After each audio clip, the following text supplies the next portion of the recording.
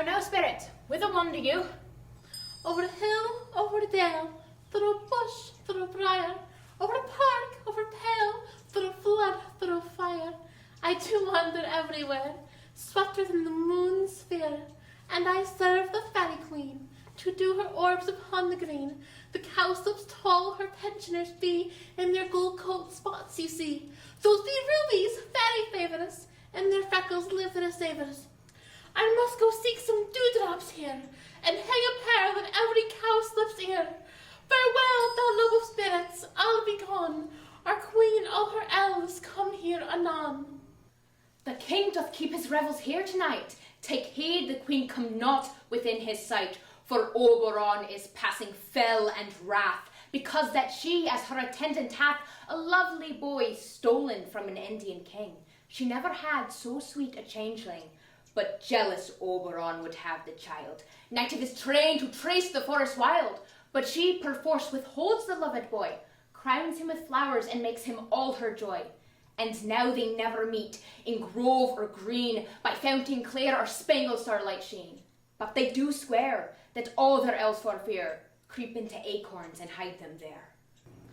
After I mistake your shape and making quiet, or else you are that shrewd and novice bright called Robin Goodfellow. Are you not he that frights the maidens of the villagery? Skim milk and sometimes labour in the quern, bootless make the breathless housewife churn, and sometimes make the drink to bear no barm, mislead night wanderers laughing at their harm. Those that hobgoblin and call you sweet pup, you do their work, and they shall have good luck. Are you not he? Thou speakest aright. I am that merry wanderer of the night. I jest to Oberon and make him smile, when I a fat and bean-fed horse beguile, neighing in likeness of a filly foal, and sometimes their guying gossips bull, in the very likeness of a roasted crab, and when she drinks against her lips, I bobbin on her with a dewlap pour the ale. The wisest on, telling the saddest tale, sometime for 3-foot stool mistaketh me, then I slip from her bum, and down topples she, and Taylor cries and falls into a cough. Then the whole choir holds their hips and loft, and maxen in their mirth and knees and swear. A merrier hour was never wasted there. But room fairy, here comes Oberon. And here, my mistress, would that he were gone. Amidst by moonlight, proud Titania. What, jealous Oberon? Very skip hence, I have forsworn his bed. Terry wash wanton. Am not I thy lord? Then I must be thy lady. But I know when thou hast stolen away from fairyland, and in the shape of Corin sat all day, playing on pipes of corn and versing love to amorous Felida. Why art thou here? Come from the farthest steep of India, but that, forsooth, the bouncing Amazon, your burr-skinned mistress and your warrior love to Theseus must be wedded, and you come to give their bed joy and prosperity. How canst thou thus for shame, Titania? Glance at my credit with Hippolyta, knowing I know thy love to Theseus. Didst not thou lead him through the glimmering night? These are the forgeries of jealousy, and never since the Midsummer spring met me on hill, in dale, forest, or mead, by paved fountain or by rushy brook, or in the beached margin of the sea to dance our ringlets to the whistling wind. But with thy brows thou hast disturbed our sport. Therefore the winds, piping to us in vain, as in revenge have sucked up from the sea contagious fogs, which, falling in the land, hath every pelting river made so proud that they have overborne their continents. And through this distemperature we see the seasons alter. Hoary-headed frosts fall in the fresh lap of the crimson rose, and on old Hime's thin and icy crown an odorous chaplet of sweet summer buds is, as in mockery, set. The spring, the summer, the childing autumn, the angry winter change their wanton liveries, and the mazed world by their increase now knows not which is which. And the same progeny of evil comes from our debate, from our dissension. We are their parents and original. Do you amend it then? It lies in you. Why should Titania cross her Oberon? I do but beg a little changeling boy to be my henchman. Damn Set your heart at rest. The fairyland lies not the child of me. His mother was a votaress of my order, and in the spiced Indian air by night, full often hath she sat by my side, and sat with me on Neptune's yellow sands, marking the embarked traitors of the flood.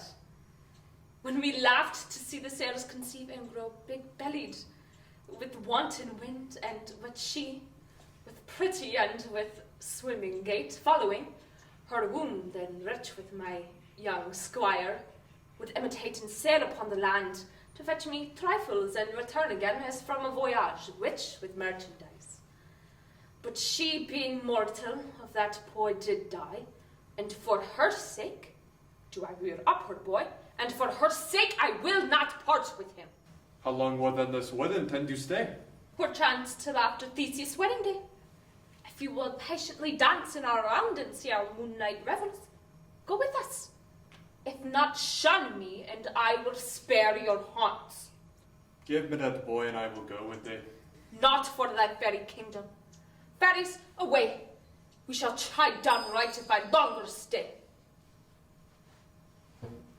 Well, go thy way. Thou shalt not from this grove till I torment thee for this injury. My gentle Puck, come hither. Thou rememberest since once I sat upon a promontory and heard a mermaid on a dolphin's back, uttering such dulcet and harmonious breath that the rude sea grew civil at her song, and certain stars shot madly from their spears to hear the sea maid's music. I remember. That very time I saw, but thou couldst not, flying between the cold moon and the earth, Cupid all armed, a certain aim he took at a fair vestal thrown by the west, and loosed his love shaft smartly from his bow, as it should pierce 100,000 hearts. Yet marked I where the bolt of Cupid fell. It fell upon a little western flower, before milk whites now purple with love's moon, and maidens called it love and idleness. Fetch me this flower, the herb I showed thee once. The juice of it on sleeping eyelids laid will make a man or woman madly dote upon the next live creature that it sees. Fetch me this herb and be thou here again, ere the Leviathan can swim a league. I'll put a girdle round about the earth in 40 minutes. Having once this juice, I'll watch Titania when she's asleep and drop the liquor of it in her eyes. The next thing then she, waking, looks upon, be it on lion, bear, wolf, or bull, she shall pursue it with the soul of love. And ere I take this charm from off her sight, as I can take it with another herb, I'll make her render up her page to me. But who comes here? I am invisible, and I will overhear their conference.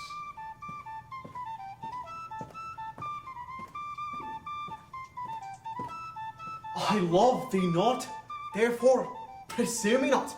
Where is Lysander and fair Hermia? The one I'll slay, the other slayeth me. Thou'st told me they're stolen unto this wood, and here I am, and wood within this wood, for I cannot find my Hermia. Hence, get thee gone, and follow me no more. You draw me, you hard-hearted adamant, though you draw not iron from my blood, for my heart is as true as steel. Let you your power to draw, and I shall not have power to follow you. Do I entice you? Do I speak you fair? Rather, do I not in plainest truth tell you that I do not, nor cannot love you? And even for that I do love you the more. Tempt not too much the hatred of my spirit, for I am sick when I do look on thee. And I am sick when I look not on you. You do impede your modesty too much to leave the city and commit yourself into the hands of the one that loves you not, to trust the opportunity of night and the ill counsel of desert place with the rich worth of your virginity. Your virtue is my privilege, for that it is not night when I do see your face, nor doth this wood lack worlds of company. For in my respect, you are all the world. Then how can it be said that I am alone when all the world is here to look on me? I'll run from thee and hide me in the brakes and leave thee to the mercy of wild beasts. Run when you will. The story shall be changed. Apollo flies and Daphne holds chase. The dove pursues the griffin. The mild hind makes speed to catch the tiger. Bootless speed when coward pursues and valor flies. I will not stay thy questions. Let me go. Or, if thou follow me, do not believe, but I shall do thee mischief in the wood. Aye, in the temple, the towns, the field, you do me mischief. Fie, Demetrius, your wrongs do set a scandal on my sex, for we cannot fight for love as men may do. We should be wooed, and we're not made to woo. I will follow thee and make a heaven of hell, to die upon the hand I love so well. Fare thee well, nymph, ere he do leave this grove. Thou shalt fly him, and he shall seek thy love. Hast thou the flower there? Welcome, wanderer. Aye, there it is.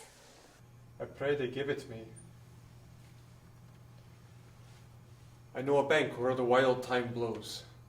There sleeps the Tanya sometime of the night, lulled in these flowers with dances and delight.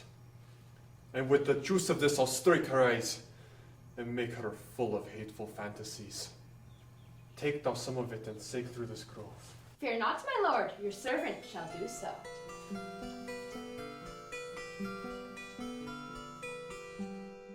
Come now, a roundel and a fairy song. Then for a third part of a minute, hence. Some to kill cankers in the masquerade buzz, some to ward remnants for their leathern wings, to make my small elves coats, and then some keep back the clamorous owl that nightly hoots and wonders. At a quiet spirit, sing me now asleep, then to your offices and let me rest.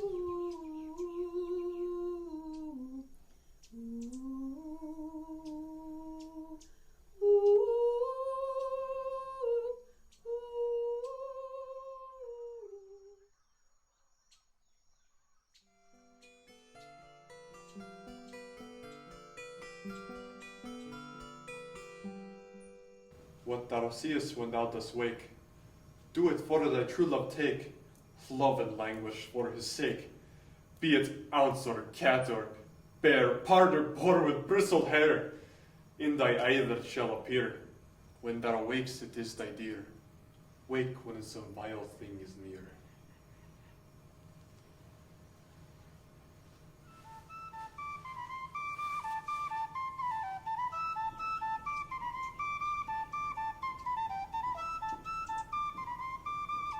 Fair lord, you faint with wandering in the wood, and to speak truth, I forgot your way.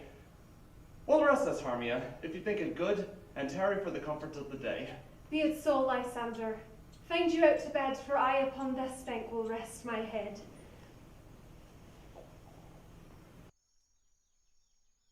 One tertius service pillow for us both, one heart, one bed, two bosoms, and one troth. Nay, good Lysander, for my sake, my dear, lie further off yet. Do not lie so near. But, gentle friend, for love and courtesy, lie further off in human modesty.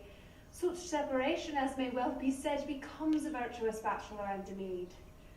So far be distant, and good night, sweet friend. Thy love ne'er alter till thy sweet life end. And so end life when I end loyalty. Here is my bed. Sleep give thee all his rest. With half that wish, the wisher's eyes be pressed. Through the forest I have gone, but Athenian found I none on whose eyes I might approve this flower's force in stirring love. Night and silence! Who is here? Weeds of Athens he doth wear. This is he, my master said, despised the Athenian maid. And hear the maiden sleeping sound on the dank and dirty ground. Pretty soul, she durst not lie near this lack love, this kill courtesy. Churl upon thine eyes I throw all the power this charm doth owe. When thou wakest, let love forbid seat his seat on thy eyelid. So awake when I am gone, for I must now to Oberon.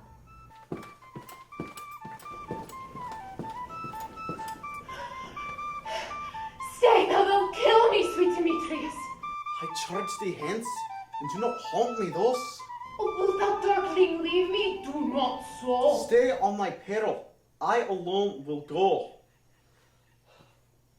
I am out of breath in this vain chase. The more my prayer, the lesser is my grace. But look, who is here? Lysander on the ground? They are asleep. I see no blood, no wound. Lysander, if you live, good sir, awake! And run through fire for thy sweet sake! Transparent Helena! Nature shows art, that through thy bosom makes me see thy heart. Where's Demetrius? Oh, how fit a word is that vile name to perish on my sword! Do not say so, Lysander. Say not so. What? Though he love your Hermia, Lord, what though? Yet Hermia still loves you. Then be content. Content with Hermia? No, I do repent the tedious moments with her I have spent. Not Hermia, but Helena I love. Wherefore was I to this keen mockery born? When at your hands did I deserve such scorn?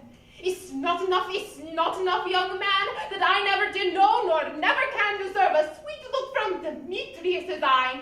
But you must flout my insufficiency. Good troth, you do me wrong, good sooth, you do in such disdainful manner me to woo. But fare you well. Perforce I must confess, I thought you lord of more true gentleness. All that a woman of one man refused should of another be abused.